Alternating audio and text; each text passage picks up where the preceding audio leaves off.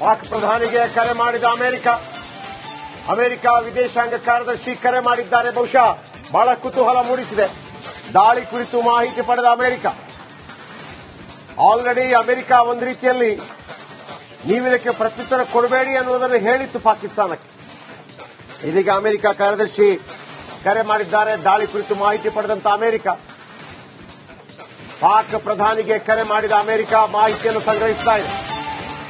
ಪಾಕಿಸ್ತಾನದಿಂದ ಕೂಡ ಮತ್ತೊಂದು ದಾಳಿಗೆ ಸಿದ್ಧತೆ, ಮತ್ತೊಂದು ಡ್ರೋನ್ ದಾಳಿಗೆ ಪಾಕ್ ಪ್ಲಾನ್ ಮಾಡ್ತಾ ಇದೆ. ಪಾಕಿಸ್ತಾನದಿಂದ ಮತ್ತೊಂದು ದಾಳಿಗೆ ಸಿದ್ಧತೆ, ಒಂದು ರೀತಿಯಲ್ಲಿ ಪೂರ್ಣ ಪ್ರಮಾಣದ ಯುದ್ಧದ ರೀತಿ ಇದು ಕಾಣಿಸ್ತಾ ಇದೆ. ಎರಡೂ ಕಡೆ ಯುದ್ಧದ ಭೀಕರತೆ ಕಾಣಿಸಿಕೊಂಡಿದೆ.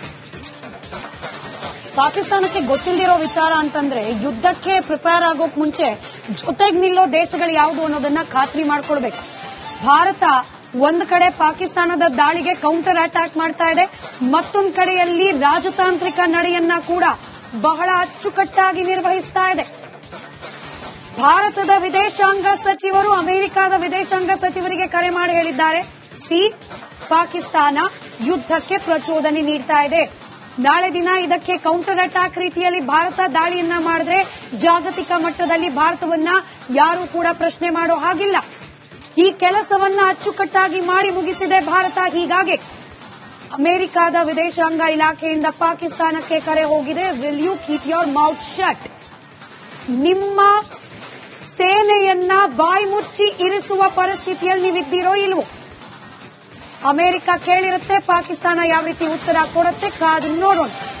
ರಾಜತಾಂತ್ರಿಕವಾಗಿ ಪರಿಸ್ಥಿತಿಯನ್ನ ನಿರ್ವಹಿಸುವಲ್ಲಿ ಪಾಕಿಸ್ತಾನ ಎಂದಿನಿಂದಲೂ ವಿಫಲ ಆಗಿದೆ, ಇವತ್ತು ಕೂಡ ವಿಫಲ ಆಗಿದೆ. ಯುದ್ಧದ ತೀವ್ರತೆ ಜಾಸ್ತಿ ಆಗಿ ಕಾಣ್ತಾ ಇದೆ. ಪಂಜಾಬ್ನಲ್ಲಿ ಶಾಲಾ ಕಾಲೇಜುಗಳಿಗೆ ರಜೆ. ಪಂಜಾಬ್ ಶಿಕ್ಷಣ ಸಚಿವ ಹರ್ಜೋತ್ ಸಿಂಗ್ ಘೋಷಣೆಯನ್ನು ಮಾಡಿದ್ದಾರೆ. 4 ರಾಜ್ಯಗಳಲ್ಲಿ ಫುಲ್ ಬ್ಲಾಕ್ಔಟ್ಗೆ ಅವಕಾಶ ಸಿಕ್ಕಿದೆ. ಐಪಿಎಲ್ ಮ್ಯಾಚ್ ಅನ್ನು ಕ್ಯಾನ್ಸಲ್ ಮಾಡಲಾಗಿದೆ. ಪೂರ್ಣ ಪ್ರಮಾಣದ ಯುದ್ಧ ಆಗುವಂತ ಎಲ್ಲ ಲಕ್ಷಣಗಳು ಕಂಡು ಬರ್ತಾ ಇದೆ.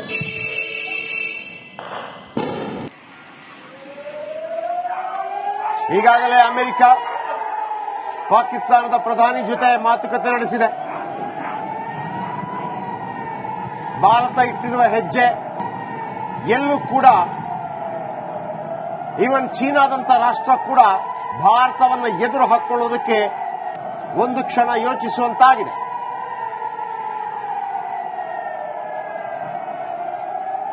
ಚೀನಾ ಪಾಕಿಸ್ತಾನಕ್ಕೆ ಸಪೋರ್ಟ್ ಇದ್ರೂ ಕೂಡ ವ್ಯಾವಹಾರಿಕ ದೃಷ್ಟಿಯಲ್ಲಿ ಈಗ ಭಾರತವೇ ಚೀನಾಗೆ ಬಹಳ ಮುಖ್ಯವಾಗುತ್ತೆ.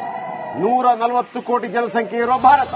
ವಿದೇಶಾಂಗ ಸಚಿವ ಜೈಶಂಕರ್ ಅವರು ಅಮೆರಿಕದ ಕೌಂಟರ್ ಪಾರ್ಟ್ ಜೊತೆಯಲ್ಲಿ ಮಾತುಕತೆ ನಡೆಸಿದ ನಂತರದಲ್ಲಿ ಮಾಡಿರುವ tweet, deeply appreciate US commitment to work with India in the fight against terrorism.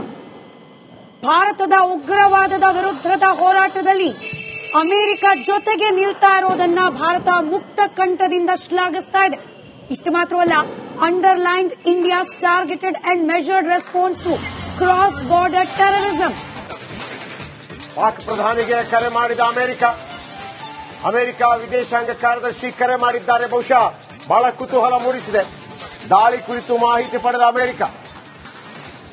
Already America ಒಂದು ರೀತಿಯಲ್ಲಿ ನೀವಿದಕ್ಕೆ ಪ್ರತ್ಯುತ್ತರ ಕೊಡಬೇಡಿ ಅನ್ನುವುದನ್ನು ಹೇಳಿತ್ತು ಪಾಕಿಸ್ತಾನಕ್ಕೆ. ಇದೀಗ ಅಮೆರಿಕ ಕಾರ್ಯದರ್ಶಿ ಕರೆ ಮಾಡಿದ್ದಾರೆ. ದಾಳಿ ಕುರಿತು ಮಾಹಿತಿ ಪಡೆದಂತ ಪಾಕ್ ಪ್ರಧಾನಿಗೆ ಕರೆ ಮಾಡಿದ ಮಾಹಿತಿಯನ್ನು ಸಂಗ್ರಹಿಸ್ತಾ ಇದೆ. ಪಾಕಿಸ್ತಾನದಿಂದ ಕೂಡ ಮತ್ತೊಂದು ದಾಳಿಗೆ ಸಿದ್ಧತೆ, ಮತ್ತೊಂದು ಡ್ರೋನ್ ದಾಳಿಗೆ ಪಾಕ್ ಪ್ಲಾನ್ ಮಾಡ್ತಾ ಇದೆ. ಪಾಕಿಸ್ತಾನದಿಂದ ಮತ್ತೊಂದು ದಾಳಿಗೆ ಸಿದ್ಧತೆ, ಒಂದು ರೀತಿಯಲ್ಲಿ ಪೂರ್ಣ ಪ್ರಮಾಣದ ಯುದ್ಧದ ರೀತಿ ಇದು ಕಾಣಿಸ್ತಾ ಇದೆ. ಎರಡೂ ಕಡೆ ಯುದ್ಧದ ಭೀಕರತೆ ಕಾಣಿಸಿಕೊಂಡಿದೆ. ಪಾಕಿಸ್ತಾನಕ್ಕೆ ಗೊತ್ತಿಲ್ಲದಿರೋ ವಿಚಾರ ಅಂತಂದ್ರೆ ಯುದ್ಧಕ್ಕೆ ಪ್ರಿಪೇರ್ ಆಗೋಕ್ ಮುಂಚೆ ಜೊತೆಗೆ ನಿಲ್ಲೋ ದೇಶಗಳು ಯಾವುದು ಅನ್ನೋದನ್ನ ಖಾತ್ರಿ ಮಾಡ್ಕೊಳ್ಬೇಕು. ಭಾರತ ಒಂದ್ ಕಡೆ ಪಾಕಿಸ್ತಾನದ ದಾಳಿಗೆ ಕೌಂಟರ್ ಅಟ್ಯಾಕ್ ಮಾಡ್ತಾ ಇದೆ, ಮತ್ತೊಂದು ಕಡೆಯಲ್ಲಿ ರಾಜತಾಂತ್ರಿಕ ನಡೆಯನ್ನ ಕೂಡ ಬಹಳ ಅಚ್ಚುಕಟ್ಟಾಗಿ ನಿರ್ವಹಿಸ್ತಾ ಇದೆ.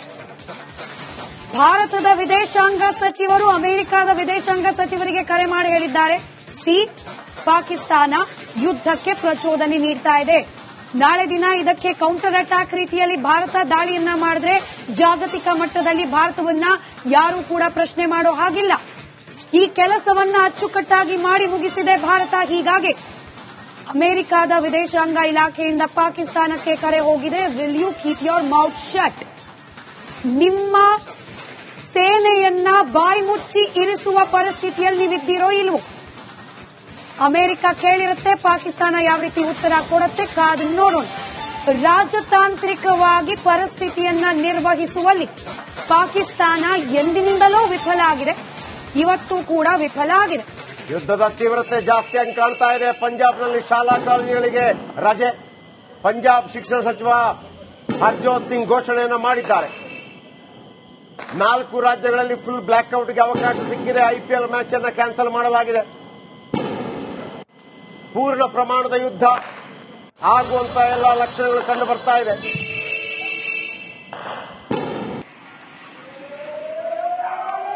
ಈಗಾಗಲೇ ಅಮೆರಿಕ ಪಾಕಿಸ್ತಾನದ ಪ್ರಧಾನಿ ಜೊತೆ ಮಾತುಕತೆ ನಡೆಸಿದೆ.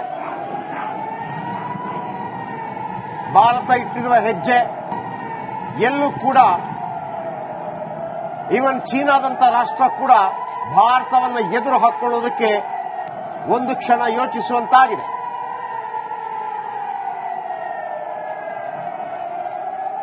ಚೀನಾ ಪಾಕಿಸ್ತಾನಕ್ಕೆ ಸಪೋರ್ಟ್ ಇದ್ರೂ ಕೂಡ ವ್ಯಾವಹಾರಿಕ ದೃಷ್ಟಿಯಲ್ಲಿ ಈಗ ಭಾರತವೇ ಚೀನಾಗೆ ಬಹಳ ಮುಖ್ಯವಾಗುತ್ತೆ. 140 ಕೋಟಿ ಜನಸಂಖ್ಯೆ ಇರುವ ಭಾರತ. ವಿದೇಶಾಂಗ ಸಚಿವ ಜೈಶಂಕರ್ ಅವರು ಅಮೆರಿಕದ ಕೌಂಟರ್ ಪಾರ್ಟ್ ಜೊತೆಯಲ್ಲಿ ಮಾತುಕತೆ ನಡೆಸಿದ ನಂತರದಲ್ಲಿ ಮಾಡಿರುವ tweet, deeply appreciate US commitment to work with India in the fight against terrorism. ಭಾರತದ ಉಗ್ರವಾದದ ವಿರುದ್ಧದ ಹೋರಾಟದಲ್ಲಿ ಅಮೆರಿಕ ಜೊತೆಗೆ ನಿಲ್ತಾ ಇರೋದನ್ನ ಭಾರತ ಮುಕ್ತ ಕಂಠದಿಂದ ಶ್ಲಾಘಿಸ್ತಾ ಇದೆ. ಇಷ್ಟು ಮಾತ್ರವಲ್ಲ, underlined India's targeted and measured response to cross border terrorism. ಏನ್ ಪ್ರಾಬ್ಲಮ್ ಇಲ್ಲ ಏರಿಯಾದಲ್ಲಿ? ಏನ್ ಪ್ರಾಬ್ಲಮ್? ಏನ್ ನಿಮ್ ಪ್ರಾಬ್ಲಮ್? ಇನ್ನೆಲ್ಲ ಪ್ರಾಬ್ಲಮ್ ಆಯ್ತಿಲ್ಲ ಹೇಳಿ. ಏನ್ರಿ ನಿಮ್ ಪ್ರಾಬ್ಲಮ್? ಏನ್ ನಿಮ್ ಪ್ರಾಬ್ಲಮ್ ಅಂತ ಹೇಳಿ. ಯಾರಪ್ಪ ನಗರಕ್ಕೆ? ಗಾಂಧಿನಗರ, ದಾಸರಹಳ್ಳಿ, ರಾಜರಾಜೇಶ್ವರಿ ನಗರ, ಚಾಮರಾಜಪೇಟೆ, ಹುಬ್ಬಳ್ಳಿ, ಚನ್ನಮರುತ್ತದ, ಮೈಸೂರಿಗೆ ಬಂದಿರೋದು. ಬ್ಯಾಡಗಿ ತಾಲೂಕಿಗೆ ನಾವು ಬಂದಿವ್ರಿ. ಸರ್ ಹೇಳಿ ಸರ್, ಏನ್ ಪ್ರಾಬ್ಲಮ್? ನಿಮ್ ಎಮ್ಎಲ್ಎ ಹೆಂಗೆ? ಏನೆಲ್ಲ ಸಮಸ್ಯೆಗಳು? ಏನ್ ಕಥೆಯಲ್ಲಿ ಬಂತ? ಯಾಯಪ್ಪ ಯಾವತ್ತೂ ಬಂದಿಲ್ಲ. 2 months ಇಂದ ನೀರಿಲ್ಲ. ಟ್ಯಾಂಕರ್ ಬರ್ಬೇಕಾದ್ರೆ ರೋಡ್ ಸರಿ ಇಲ್ಲ. ಯಾರ ಹತ್ರ ಹೋಗಿ ಹೇಳೋದಕ್ಕೆ ನಮ್ಗೆ ಯಾರು ಇಲ್ಲ. ಇಲ್ಲಿ ಕಿತ್ತೋದ್ರೆ ಏನ್ ಹಾಳಾಗೋದ್ರು ಇದು ಯಾರು ನೋಡರೇ ಗತಿ ಇಲ್ಲ. ನಾವಿದ್ದೀವಿ ಅಂತಾರೆ. ಇವಾಗ ಯಾರ ಎಮ್ಎಲ್ಎ ಮಗ ಒಂದ್ ದಿವಸನೂ ಬಂದಿಲ್ಲ. ಫುಲ್ ಸ್ಟ್ಯಾಂಡರ್ಡ್ ಲಕ್ಸುರಿಯಸ್ ಬೆಡ್ರೂಮ್ ಐತ್ರಿ ಅದ. Taj West End, Radisson Blu. Meeting ನಿಮ್ದು ಮೀಟಿಂಗ್ ಇಲ್ಲಿ ಮಾಡ್ರಿ. ಇಷ್ಟು ವರ್ಷ ಆಯ್ತು, ಇದಕ್ಕೆಲ್ಲ ಯಾರು ಸರ್ ಜವಾಬ್ದಾರಿ? 200 ರೂಪಾಯಿ ಬ್ಯಾಂಕ್ಗೆ ಹೋಗ್ತೀನಿ ಬರ್ತಾ ಇದ್ದೀನಿ. ಬ್ಯಾಂಕಿಗೆ ಹೋಗ್ತೀನಿ ಬರ್ತೀರಿ 2,000 ಮತ್ತೆ ಬರ್ತಾ ಇಲ್ಲ. 2,000 ನಂದೇ ಹೊಂಟೈತು. ನಿಲ್ ಮೇಲೆ ಭಾರಿ ಐಟ ಅದು ಲೋ ಮಾರ. ಮೇಡಮ್ ಕಣ್ರಿ ಸರ್, ರಾತ್ರಿ 1 ಗಂಟೆವರೆಗೂ ಎಣ್ಣೆ ಅಂಗಡಿ ತೆಗಿಬೇಕಾದ್ರೆ ಬೆಳಗ್ಗೆ 4 ಗಂಟೆವರೆಗೂ ತೆಗಿಬೋದಲ್ಲ. ಮಗನೂ ನೋಡಲ್ಲ, ಯಾರು ನೋಡಲ್ಲ. ನಾನು ಒಬ್ಬಳು ನೋಡ್ಕೊಂತೀರಜ್ಜ. ನಮ್ಮ ಮಕ್ಕಳಿಗೆ ಅಮ್ಮ ಅಪ್ಪ ಇಲ್ಲ, ಅವರು ನೋಡಿ ಬರ್ತಾ ಇದೀವಿ. ದೇವ್ರು ಬಿಟ್ಟಂಗೆ ಆಗುತ್ತೆ.